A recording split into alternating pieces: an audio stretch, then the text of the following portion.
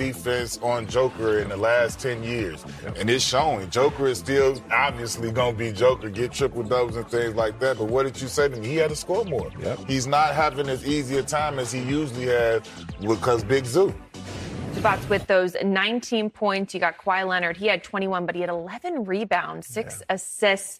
They out-rebounded the Denver Nuggets by 10. But for the Nuggets, you had Aaron Gordon come out of the gate kind of hot. He had I think he had 13 points in that first quarter, finished with 15. And then, of course, the Joker, he had his triple-double as well. But why did they never get into that offensive rhythm? What was it about tonight's game? I'm going to give credit to the defense. I thought the Clippers were on it.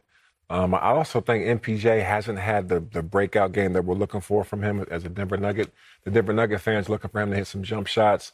The other guy's Bron doing a tough job. He's trying to get it going, but can't really get over the hump. So all the pressure falls on Jamal Murray, falls on Gordon, obviously falls on Jokic. Also, let's not forget about Westbrook never came back in the game from the injury that he had. That also hurt them a little bit, too, in the second half.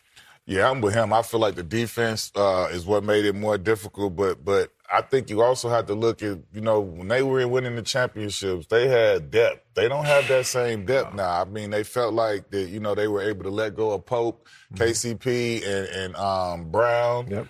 And those guys haven't been able to fill that hole efficiently enough. And I think that's part of the struggle in this series right now. Just 6 bench points for the Nuggets without Russell Westbrook in that second half. I mean, I know he has his ups and downs and what he can do, but does it just show his importance, even just energy-wise, getting the guys back into it when they are down? I know they had, they were down for quite some time and by, 15 or more, but just what he brings in that aspect as well. How missed was he in that second half? Yeah, I think he was. And plus the leadership, too. I mean, obviously he brings a huge energy off that bench. He contributes to winning in so many different ways, whether it's defense, deflections, fast break points, hitting shots, getting offensive rebounds, getting it back to his playmakers, but also his leadership. He's a guy in the huddle.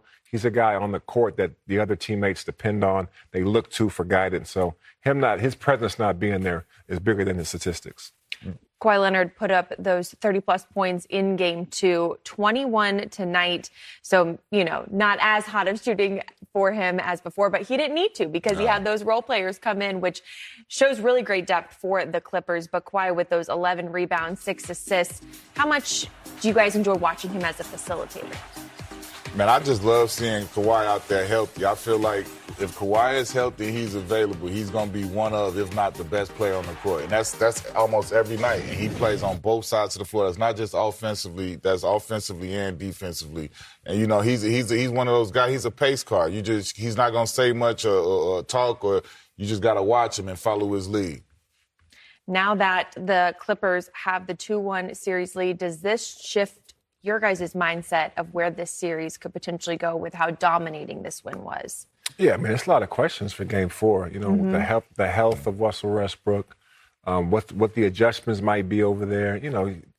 Bottom line is you have a championship caliber group of guys, different makeup. Like he said, there's no Jeff Green, there's no Brown, there's no KCP over there, but other guys on that team won championships. How do they adjust? Does MPJ have his first big game?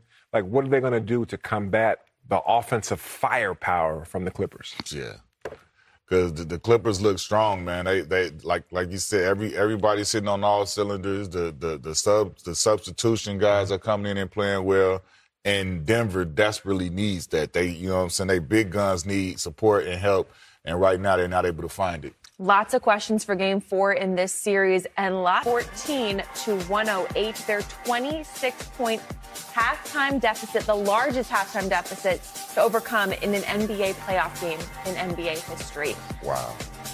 This one just absolutely incredible. Let's go ahead and hear from Memphis head coach Tomas Izzo. Tomas, why do you think in the second half, from your perspective, the game, of course, with the Ja Morant injury being considered, went the way it did, with turnovers, kind of ramping up for you guys in the second half and the result?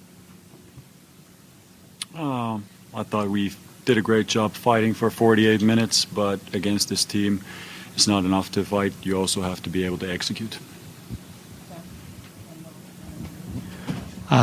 Which hip did Ja injure, and what is the nature of that injury? What do you know about that injury at this point? He's going through further evaluations tomorrow, and then we'll know more. Which hip? I don't know. I just know hip. How much do you think Ja's injury kind of affected the energy of the team going into the second half? I would say quite drastically from the end result, but not only the energy, but also the execution.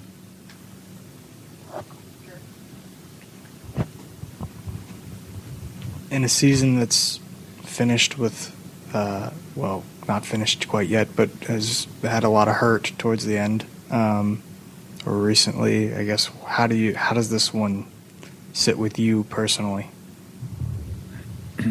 Which part? The loss and the nature of a big comeback like this. I think it's very hard to describe it to anyone who's never been in that situation, and everyone who's been in that situation knows how it feels. So that's all I can say. Coach, just obviously you just walked off the court, but what's the message have to be to try to rally as much as you can? I know a lot of guys probably are down with the result, but you still got one more left in this series, at least one more to give yourself a chance on the home court. Yeah, our togetherness is seriously tested right here. So that's the message.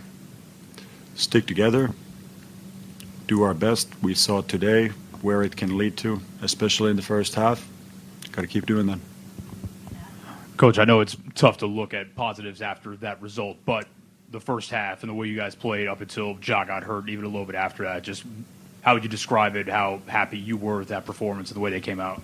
It's not tough to describe the positives because there were a lot of those. That's not lost on me.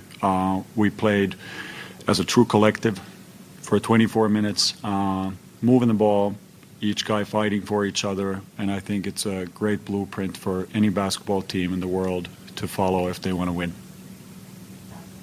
Yeah, Coach, to look at things you can build off of, just can you talk about what Scotty gave you with that big, start? Was that something you expected, or is it just something Scotty kind of pulled out of thin air?